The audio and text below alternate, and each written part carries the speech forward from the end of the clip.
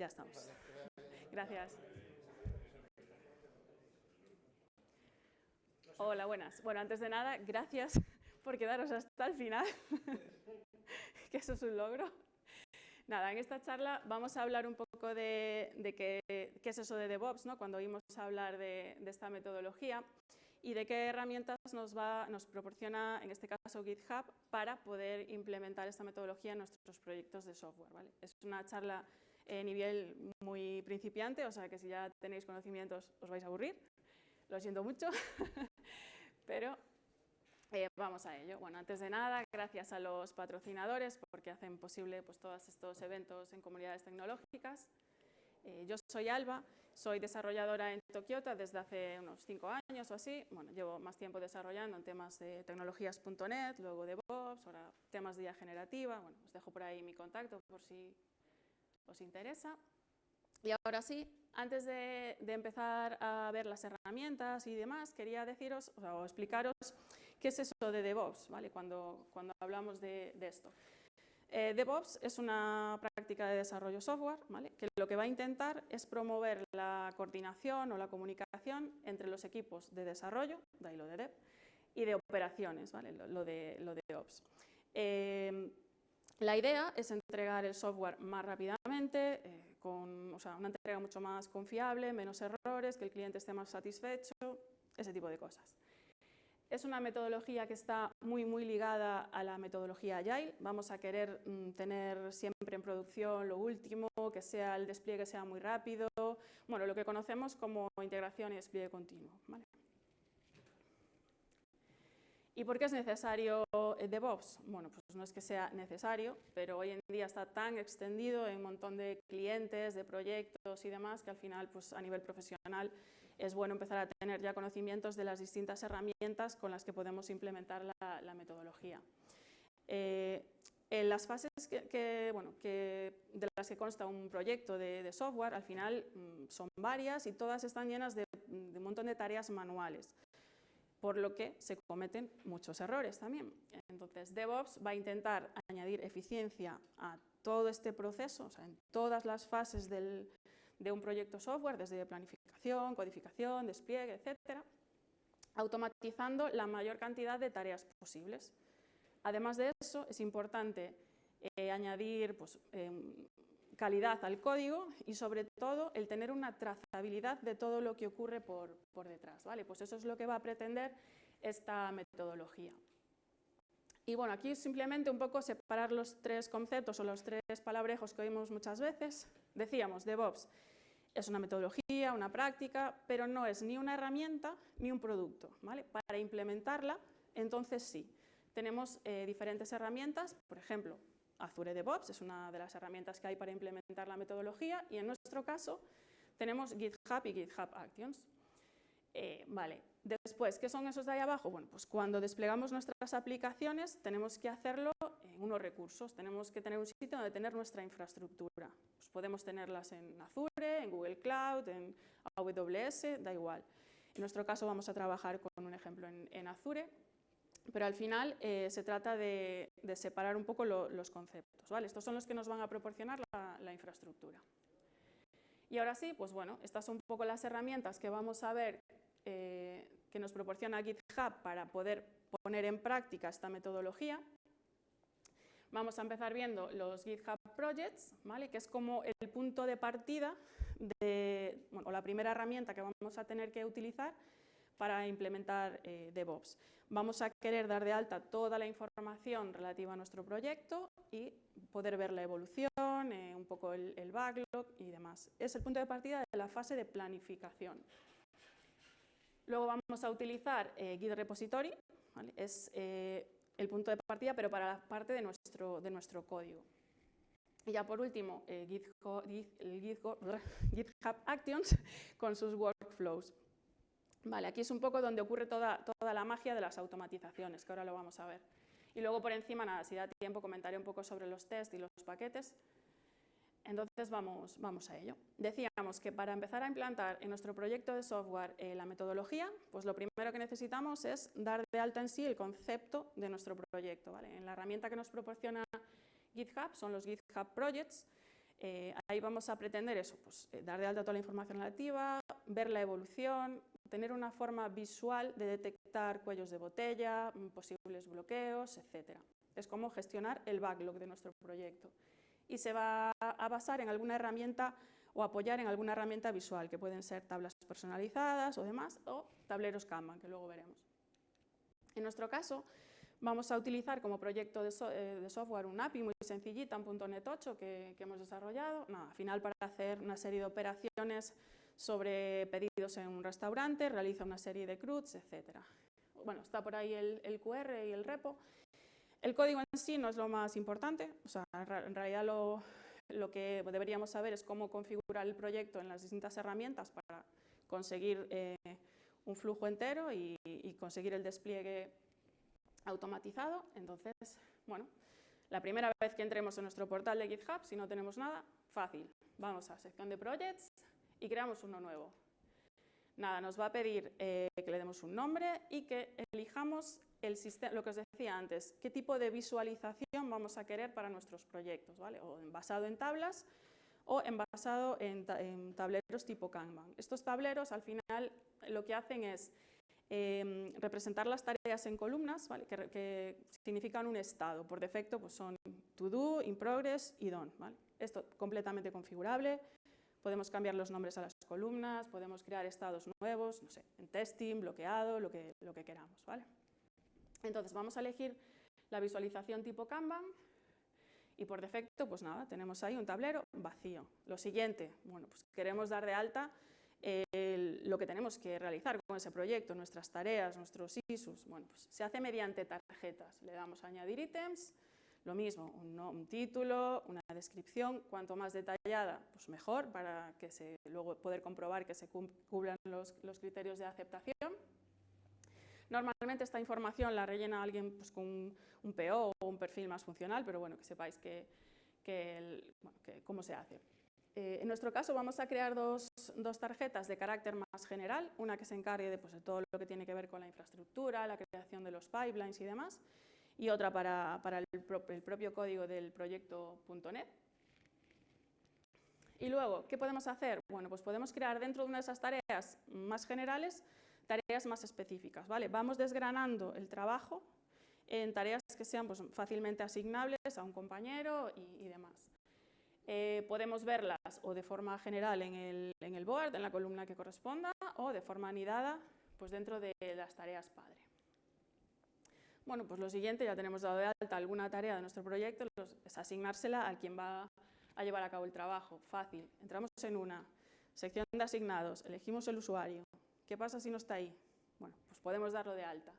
¿Dónde lo damos? En la sección de settings, gestionar accesos, y ponemos pues, un usuario de GitHub o un email. Esa persona recibe una notificación y cuando acepte la notificación, pues ya la invitación va a poder acceder al proyecto y ya va a poder ser asignado a nuestras tareas. Bueno, pues hasta aquí tenemos unos primeros pasos súper básicos para tener nuestro proyecto dado de alta en la herramienta de GitHub. ¿Qué necesitamos después? Pues empezamos a picar código, a trabajar con los ficheros. Vamos a necesitar una herramienta que nos permita alojar todos los ficheros de nuestro proyecto, sean de código o sean documentación o lo que sea, ¿vale? Para eso tenemos los Git Repositories. Es la herramienta que nos va a permitir realizar lo que conocemos como el control de código fuente. Luego mismo, en la sección de repositorios le damos a crear un nuevo repositorio. Y aquí sí, tenemos que darle un nombre único. Luego, con este nombre va a generar una URL que va a identificar pues, eso, nuestro repositorio. Le tendremos que decir si queremos una visibilidad pública o privada. Y luego, nada, 3 tonterías. Si queremos añadir un fichero README, si nos interesa un fichero gitignore para excluir ciertas extensiones de nuestro proyecto, etc. Le damos a crear. Y lo que hace, pues, bueno, pues GitHub es crearnos una rama principal, main o master, completamente vacía, ¿vale? Luego nos da ahí las instrucciones de cómo podemos subir código, pero aquí vamos a parar un momentito porque en este punto lo que tenemos es un proyecto creado en la parte de GitHub Projects y un repositorio en la de los repositorios, pero no hay ninguna conexión entre ellos, ¿vale? Lo que nos interesa es que, por ejemplo, si tenemos una pull request, podamos vincular un elemento de nuestro backlog, o al revés, que nuestro backlog pueda automatizar el movimiento de ciertas tarjetas entre las columnas. Para eso tenemos que vincularlos. Entonces, si volvemos a la sección de Projects, tenemos en la pantalla principal, nada, fácil. Vincular un proyecto, enlazar un proyecto, elegimos el repositorio que acabamos de crear y a partir de este momento ambos están ya vinculados. Podemos empezar a automatizar ciertas cosas. Vale, como pone ahí, tenemos diferentes formas de subir el código por primera vez a nuestro repositorio. Podemos utilizar Git por comandos, podemos usar un Tortoise, un plugin de Visual Studio, lo que queráis. Vale. Incluso el portal te permite, con drag and drop de toda la vida, pues mover ficheros, subirlos y luego hacer el commit, el push y demás. Vale. Nosotros nada, hemos cogido la URL que identifica nuestro repositorio, con una herramienta de Git nos la hemos clonado en nuestro equipo, ¿vale? Ya tenemos un workspace para trabajar. Empezamos a picar código o lo que sea. O en nuestro caso ya lo teníamos del API creado de otras charlas. Ponemos ahí los ficheros, queremos hacer una primera subida, no sé, primera versión de nuestro API y tal. Hacemos un commit, un push para llevar eso al repositorio remoto. Y bueno, si todo ha ido bien, pues en nuestro repositorio, en la rama principal, tendremos nuestros ficheros, nuestra estructura de proyecto y demás. Bueno, como os podéis imaginar, acabamos de subir el código sin que nadie ni lo haya revisado, ni lo haya validado, ni nada. O sea, eso no es una buena práctica. Entonces, lo primero que nos va a interesar hacer es proteger las subidas directas o los pushes directos a la rama main, ¿vale? Importante. ¿Cómo hacemos eso? Bueno, pues en GitHub, y en Azure también, lo hacemos creando políticas de ramas. ¿Cómo creamos con GitHub la política de ramas? Fácil también. Nos vamos a la rama y en los settings, Code and Automation, Branches, y aquí ya nos explica que GitHub tiene dos tipos de políticas de ramas. Tiene la política clásica, las reglas clásicas, que son las que han funcionado siempre, funcionan o se aplican sobre una única rama o un único patrón. Tiene las opciones más básicas, que luego vamos a ver, principalmente la que queremos, la de prohibir los pushes directos a la rama main. Y bueno, funciona para casos sencillos o sin muchas exigencias. Y luego la otra, la de rule set, al final es un conjunto de reglas que se pueden aplicar a varias ramas o a varios patrones de ramas.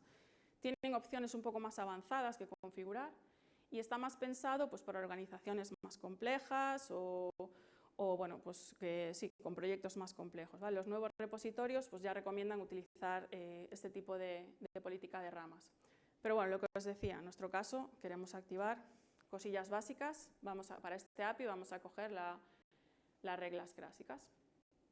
Opciones interesantes, bueno, la primera, el requerir que sea necesaria una pull request para hacer el merge a nuestra rama principal. Más cosillas, añadir revisores a nuestras pull requests, que al menos alguien tenga que validar ese código. Que, por ejemplo, si se añaden nuevos cambios, mientras la pull request está activa, pues que haya que volver a validarlos. Bueno, o que los comentarios de nuestros compañeros tengan que ser siempre resueltos antes de poderla completar, ¿vale? Son las opciones más comunes y mínimas o más básicas que deberíamos de aplicar. Nada, pues creamos esta política de ramas, luego nos volvemos a nuestro workspace, hacemos cualquier cambio, da igual, un comentario, lo que sea, pero vamos a subir a nuestra rama principal y ya nos tendría que salir un aviso parecido a este. Ojo que ya no puedes hacer eso, ¿vale? Tienes que hacer una pull request desde otra rama. Bueno, pues ¿cómo creamos ramas? Lo mismo, ahora aquí al revés, lo voy a utilizar el ejemplo desde el portal, pero se puede hacer con cualquiera de las opciones que os he dicho antes, Git comandos, el Tortoise, el Visual Studio, lo que queráis. Pues nada, en el portal, por ejemplo, en la sección de branches, podemos crear una nueva rama y nada, le damos un nombre. Buenas prácticas, bueno, pues poner el entorno del que parte la rama, por ejemplo, o añadir en el nombre el código o el nombre del ítem del backlog que estamos abordando con esos cambios de código. Simplemente pues, por tener una buena forma de trabajar con las ramas. Perfecto, ahora sí, subimos nuestros cambios a esta rama nueva, hacemos un push, luego nos va a preguntar si queremos hacer una pull request, perfecto, le decimos que sí, que vamos a querer integrar esos cambios en la rama, y como hemos añadido nuestra política, ahora sí, se va a quedar pendiente a que nuestro revisor venga, lo valide, lo apruebe, y perfecto, cuando lo apruebe diga todo ok, venga, va, te completo la pull request. Entonces ya podemos mezclar los cambios con la rama principal. Bueno, pues ya solo con esto, al menos hemos añadido un poco de seguridad a nuestra rama principal. Vale, ya tenemos una forma de subir nuestro código y que varias personas en la organización pues, puedan utilizarlo, puedan colaborar. ¿Qué necesitamos ahora? Pues lo que nos decía DevOps era que para aplicar la metodología iba a hacer especial hincapié en toda clase de automatizaciones, entre otras cosas. Estas automatizaciones, ¿cómo las podemos hacer? Pues con GitHub lo hacemos mediante los GitHub Actions, ¿vale? Esta herramienta es la que nos va a permitir decidir qué desplegamos, cómo lo desplegamos y dónde. Es la que va a llevar a cabo lo que conocemos como CI/CD, integración y despliegue continuo, y nos va a permitir cosas como separar las variables de configuración en función del entorno o desplegar después de una pull request solo con un clic o programar validaciones o despliegues a ciertas horas o en determinadas circunstancias, ¿vale? Los nightly builds. Aquí os puse una comparativa un poco entre las dos herramientas más utilizadas para la parte de las automatizaciones, ¿vale? Las de Azure Pipelines y los GitHub Actions. Son muy parecidas. Al final, una se integra con Azure DevOps y la otra con GitHub. Sí o sí, las dos utilizan YAMLs, o sea que al final nos vamos a tener que familiarizar con ese tipo de ficheros. ¿Cómo gestionan los secretos? Bueno, pues Pipelines lo hace Azure Pipelines con los key vaults y las variables en el pipeline y GitHub Actions, lo veremos después, con los GitHub Secrets. Ambos tienen el concepto de agente, en un caso son agentes y en este ya lo veremos después, son los runners. Y la diferencia así más sustancial es en cuanto a los repositorios, ¿vale? Azure Pipeline se integra obviamente con los Azure Repository Git, pero permite repositorios externos. Y GitHub Actions, pues por ahora con GitHub. Vale, ahora vamos a meternos un poco en el meollo de cómo funcionan los GitHub Actions. Esa herramienta al final trabaja con workflows. Workflows son ficheros en YAML que van a definir un trabajo compuesto por una serie de tareas, digamos un flujo de trabajo. Para eso vamos a crear una estructura en nuestros proyectos pues parecida a esa, una carpeta GitHub, workflows, y dentro vamos a meter todos los ficheros YAML de nuestros workflows. ¿Cómo sabemos cómo hacer que eso se ejecute? Bueno, pues cualquier fichero de ese tipo que esté en esa carpeta, ¿vale? GitHub Actions lo va a tomar como un workflow y lo va a ejecutar o no en función de su disparador, ¿vale? De si se ha dado ese disparador o no. Vale. Aún no hemos empezado a codificar nuestro workflow, nuestro fichero YAML. Habíamos dicho antes que teníamos una aplicación que era una API en .NET. Nuestra intención es desplegarlo en unos recursos de Azure. Vamos a necesitar una infraestructura en Azure. Entonces, la primera pregunta es, ¿cómo vamos a conseguir comunicar la parte de GitHub Actions, con el portal de Azure? Bueno, existen varias maneras. Os voy a nombrar algunas que no son buenas y otras que sí. ¿Vale? Una opción es, si estuviésemos trabajando, por ejemplo, en vez de con GitHub, con Azure DevOps, todo muy fácil. Tenemos en los Project Settings un Service Connection de tipo Azure Resource Manager, que al final eso es como un puente que comunica el portal de DevOps o de la herramienta que utilices con el portal de Azure, se comunican de forma segura y todo súper fácil, porque con el nombre del Service Connection sería muy, muy fácil. Para el caso de GitHub, no nos llega solo con el nombre, además, sino que necesitamos los datos que hay por debajo de ese Service Connection. Necesitaríamos el secret, el client, el tenant, la suscripción. Entonces, si tenemos un Service Connection por lo que sea creado, necesitaríamos que alguien pues, con permisos en el Entra ID o lo que sea nos diese esos datos asociados a ese Service Connection y bueno, ya podríamos tener una forma de comunicación. Pero bueno, ya nos suena bien el tener que tener un Service Connection en Azure DevOps. Si yo ya estoy utilizando otra herramienta parecida, que es GitHub, vamos a ver si hay más opciones.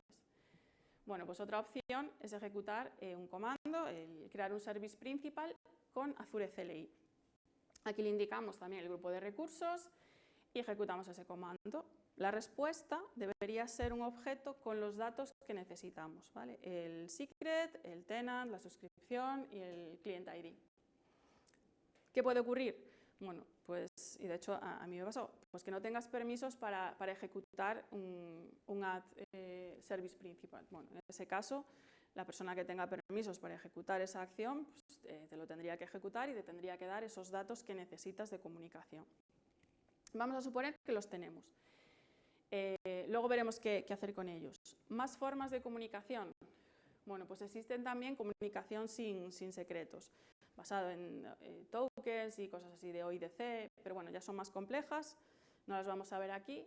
Y hay una última forma, mucho más sencilla, que se llama basada en perfiles de publicación, que es la que voy a usar yo, que luego veremos, pero que sepáis que también se puede hacer así. Vamos a suponer que hemos obtenido esos cuatro secretos que necesitamos para comunicarnos con nuestros recursos. Vale, entonces, ahora necesitamos ¿qué hacer con ellos? Los tenemos que guardar en algún sitio. Decíamos que GitHub Actions va a guardar los secretos en los GitHub Secrets. ¿Dónde los tenemos? Bueno, pues en la sección de Settings general tenemos Secrets and Values, Actions y crear un nuevo secreto repositorio. Fácil, aquí creamos o bien un secreto Azure Credentials y que dentro tenga todo el JSON con las 4 propiedades o de forma individual, da igual. Los podemos utilizar de las dos formas en nuestro YAML después. Bueno, una vez hagamos esto, necesitamos crear en el portal de Azure, ahora sí, nuestra infraestructura, porque aún no hemos creado nada. Fácil, entramos en el Marketplace, buscamos App Service Plan, le damos a crear y nos va a pedir que le digamos pues, nuestra suscripción, el grupo de recursos, la región. Con la región vamos a poder crear unos u otros recursos porque no todos están disponibles en todas las regiones.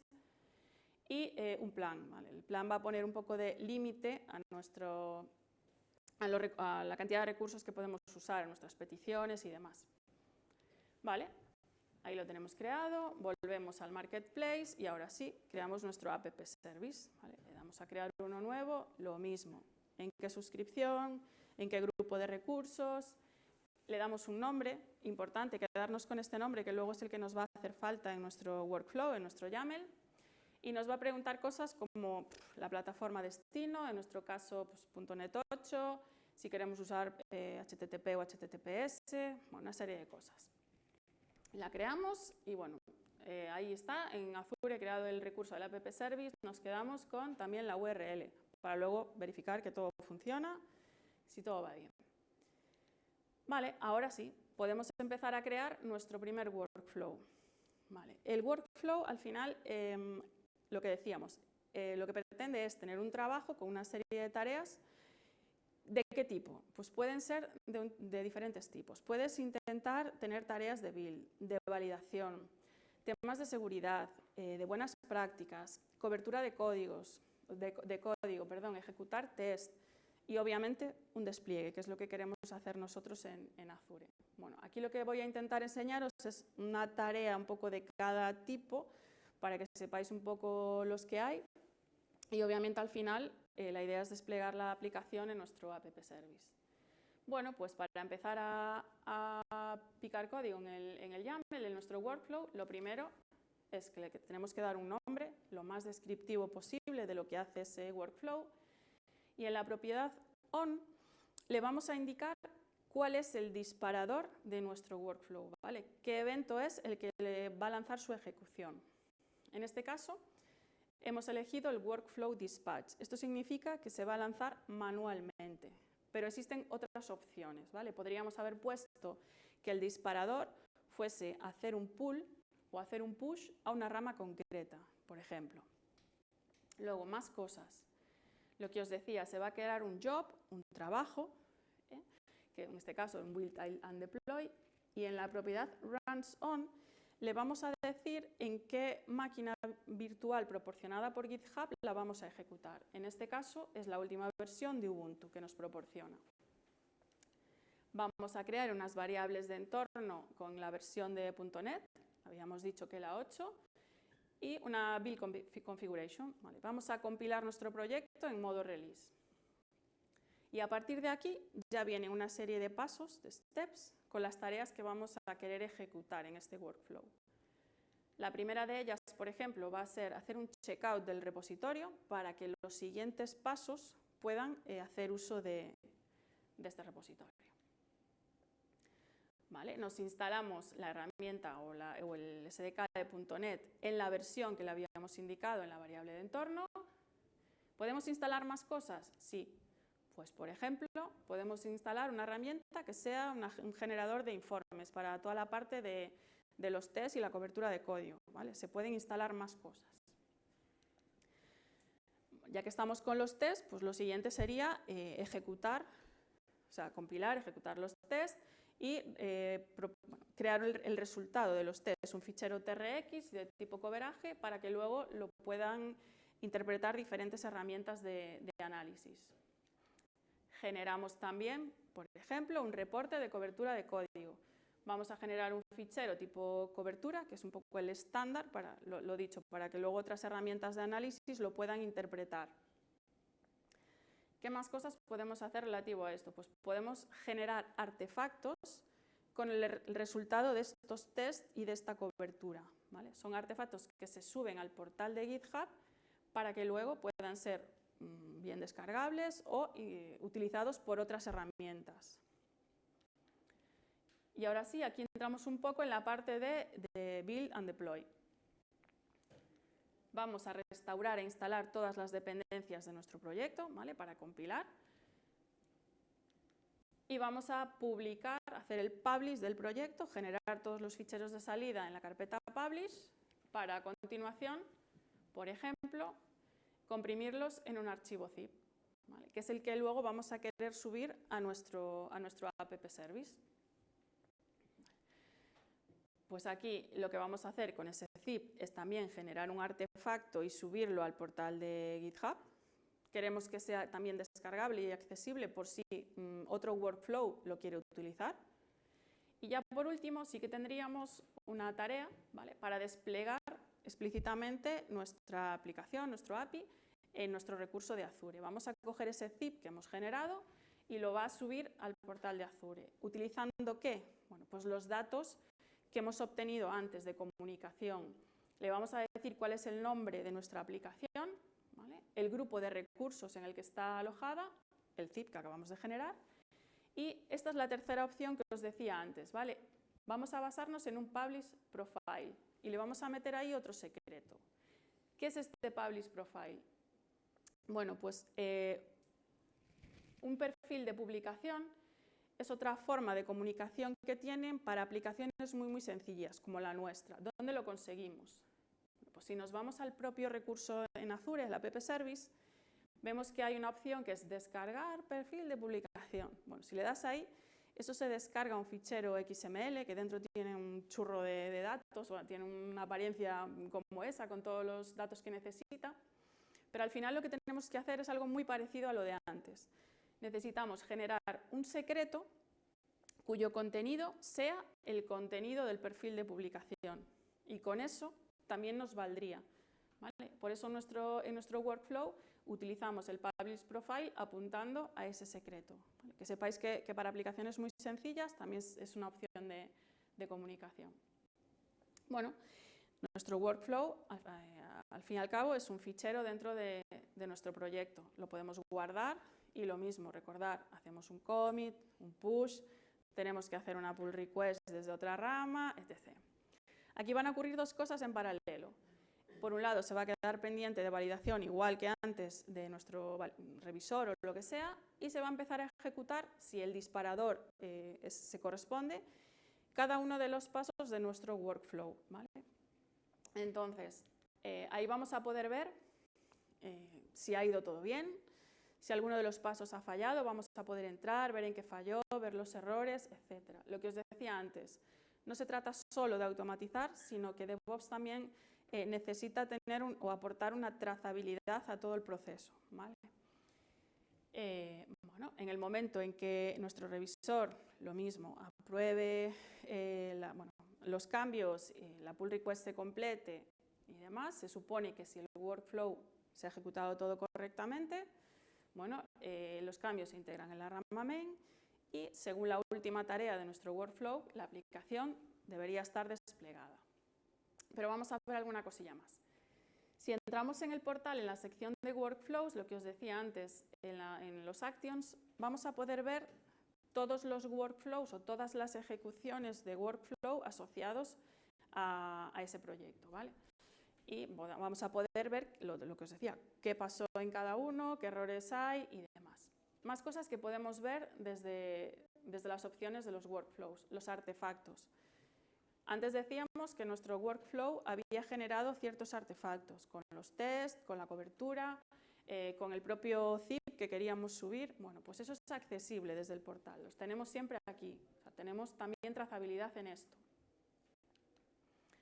Vale, nada, acordaros siempre, hemos avanzado nuestras tareas de código, actualicemos el backlog, hemos avanzado nuestra automatización de pipelines, actualicemos también el backlog, eso hay que tener un poco siempre al día. Dependiendo de cómo hayamos configurado el enlace entre el GitHub Project y el GitHub Actions, estas automatizaciones, o sea, este movimiento de tarjetas en base a ciertas cosas, pues pueden ser manuales o automáticas, ¿vale? Pero que sepáis que si no lo tenéis automatizado, pues lo tenéis que actualizar vosotros. Vale, ¿qué más cosas podemos hacer en nuestros workflows? Os decía antes que se podían programar validaciones o deploys a ciertas horas o con diferente periodicidad. ¿Cómo lo hacemos? Bueno, pues en el on, que decíamos antes que lo ejecutábamos como un workflow dispatch, existe otra opción que es un schedule, donde podemos meterle una cronología, que se ejecute a tal hora o cada X tiempo, con lo cual podemos programar estas ejecuciones. Más cosas. Bueno, pues a veces es útil que unos workflows llamen a otros, ¿vale? Lo que se llaman los workflow calls. Podemos tener un workflow más general que haga una parte común y luego, por ejemplo, incluso hablando de las programaciones, podemos tener una programación que no va a ser más que otro workflow por encima que llame a lo que es el despliegue, pero el disparador que sea diferente, ¿vale? Vale. Más cosillas que en relación con GitHub Actions. Decíamos que un workflow es un trabajo con una serie de tareas que se va ejecutando. ¿Dónde se ejecuta? Bueno, pues necesitamos tener un agente, un runner o lo que sea. Un runner es una infraestructura de informática con el software necesario para poder ejecutar un trabajo de uno en uno. ¿Qué tipos de runners hay? Pues tenemos de dos, o los que nos proporciona GitHub, donde GitHub nos da una máquina virtual limpia de Windows, Linux, MacOS, lo que sea, o tenemos los runners autohospedados, ¿vale? En este caso, nos instalamos nosotros un runner en nuestra infraestructura, en nuestra máquina. ¿Por qué? Pues podemos necesitar más potencia, podemos tener dependencias en la red interna, podemos querer proporcionar un hardware más específico, ¿vale? Pues nos lo instalamos nosotros y si los trabajos que ejecutemos en ese runner no están consumiendo minutos de ejecución del runner de la organización que le proporciona GitHub, ¿vale? Entonces es una buena, que sepáis que se puede utilizar. Lo que decía, las ventajas. No tienen límite de minutos porque no estás consumiendo los minutos que te proporciona GitHub. Acceso a red interna, dependencias privadas, hardware más potente, inconvenientes. Bueno, pues ese software está en tu máquina, con lo cual tienes que mantenerlo, actualizarlo, securizarlo tú, eso corre de tu cuenta. Y por supuesto, la disponibilidad. O sea, si tu máquina virtual se cae, si pierdes la red, si te apaga la máquina, pues ese runner ya no está disponible para ejecutar trabajos. Entonces, ¿cómo creamos uno? ¿Y cómo sacamos provecho de esto o cómo le decimos a los workflows que lo queremos ejecutar en uno de estos? Bueno, pues desde el portal en la sección Settings también tenemos el Actions Runners, ¿vale? Nos va a preguntar qué sistema operativo queremos y ya nos va a dar una lista de instrucciones o comandos que tenemos que ejecutar en nuestra máquina y que básicamente lo que hacen es crear una carpeta, se descarga el paquete necesario del runner, al final lo descomprime, lo instala, lo levanta, bueno, y mientras lo tengas levantado, si tú vas al portal ya puedes observar que dentro de los runners tienes ahí uno que, bueno, ese es el nombre de mi equipo, o sea, que está disponible para mandar trabajos ahí, ¿vale? Podemos enviar trabajos ahí y no consumir minutos de ejecución de los que nos proporciona GitHub. O simplemente, pues porque hay mucha gente enviando trabajos a los que proporciona GitHub y tenemos ahí un montón de cosas en cola y demás. Vale. Entonces, ¿cómo le decimos a nuestro workflow que queremos que se ejecute aquí? Bueno, pues donde antes teníamos un runs on que decía Ubuntu Lattes, en plan, quiero la última versión de Ubuntu que me proporciona GitHub, ahora le vamos a decir, quiero que me cojas uno self-hosted, autohospedado, y que además sea ese, el que yo te digo, que acabo de crear, ¿vale? Y con esto, este pipeline, este workflow, se estaría ejecutando en nuestro agente, en nuestro runner. Bueno, nada, teníamos la URL y si todo había ido bien en nuestra aplicación, pues ahora habría que comprobar que la aplicación funciona. Bueno, podéis utilizar Postman, mandar una petición, crear un pedido, cancelarlo, etc. Si tenéis el Swagger configurado, en nuestro caso nuestro API lo tenía, nada, ver que todo funciona correctamente y que efectivamente el workflow ha desplegado nuestra aplicación en nuestros recursos de Azure, ¿vale? Más cosillas, ya así para terminar. Tema de los tests. ¿Cómo podemos gestionar, con qué herramienta los tests en GitHub? Bueno, en GitHub no hay una herramienta que consiga, o sea, una única herramienta que consiga todas las funcionalidades de test en una, pero se puede sacar provecho de las que ya tiene, ¿vale? Los tests automáticos están muy ligados a GitHub Actions. Como vimos, podemos ejecutar los tests, crear artefactos, podemos sacar resultados de cobertura, entonces están muy integrados con GitHub Actions. Para los test manuales, bueno, pues para los test manuales tendríamos que hacer uso un poco del GitHub Project y de las tarjetas o algo así. Tendríamos que crear tarjetas para hacer test manuales, luego le podríamos etiquetar pues, si pasó, no pasó, si está bloqueado, y automatizar ciertos movimientos de estas tarjetas, pero bueno, ya es un poco más farragoso el trabajar con test manuales. Y bueno, por último, evidentemente, se integra con un montón de herramientas de terceros también, o sea que en esto no hay problema. Y los paquetes. ¿Qué son los paquetes? Pues es otra herramienta, o los packages de GitHub, que está muy ligada a los GitHub Actions. También, como veíais antes, nuestro workflow había generado varios artefactos y los había subido a algún sitio, ¿vale? Pues al final un paquete no es más que pues un pedazo de código que queremos reaprovechar, reutilizar y demás. Suelen ser instalables pues, con herramientas tipo NPM, Nugget, Container Registry, cosas así. Además de subir paquetes o generarlos, podemos querer lo contrario, que nuestro workflow acceda a un repositorio y utilice paquetes. Bueno, pues también se puede, evidentemente. Puedes añadir un source apuntando a un repositorio, a un feed de paquetes y te autenticas con el token de GitHub. Bueno, que sepáis que también se puede. O sea, está muy integrado con todo el tema de los workflows y de GitHub Actions. Y así ya casi para resumir, buenas prácticas. Bueno, la primera, separar los workflows por entornos, ¿vale? Por ejemplo. O que los workflows, lo que os decía, no solo hagan el deploy, sino que hagan builds, que validen ciertas cosas, temas de seguridad, etc. Los secretos, nunca en el repositorio, siempre guardarlos en el GitHub Secrets. Y reutilizar el tema de workflows, crear más granularidad, ¿vale? Para reaprovechar y generalizar estos workflows. Y ya por último, que sepáis que existe el caching en el tema de las dependencias en GitHub Actions. Una de las tareas más costosas que hay en un flujo, en un workflow, que a veces es el instalar todos los paquetes, las dependencias y demás. Se puede echar ahí un buen rato. Entonces, cada vez que ejecutas el workflow, pues al final estás ahí consumiendo también minutos del runner. ¿Podemos hacer algo? Sí. ¿Vale? Podemos cachear esas dependencias para que en las siguientes ejecuciones de ese workflow ya las tenga cacheadas, evidentemente, y lo que es el despliegue es mucho más rápido, la ejecución. Bueno, al final tiene una duración, lo hace en base a un hash con los ficheros del proyecto y demás, pero que sepáis que es una opción para acelerar la ejecución de nuestros workflows. Y bueno, ahora sí, ya acabé la charla, siento haberos dado la chapa tanto rato. Gracias de nuevo a los patrocinadores y bueno, pues cualquier cosilla que queráis comentar, sí, lo puse. Ahí tenéis mis datos y bueno, ya son horas, podéis iros tranquilamente a tomar una birra o lo que sea.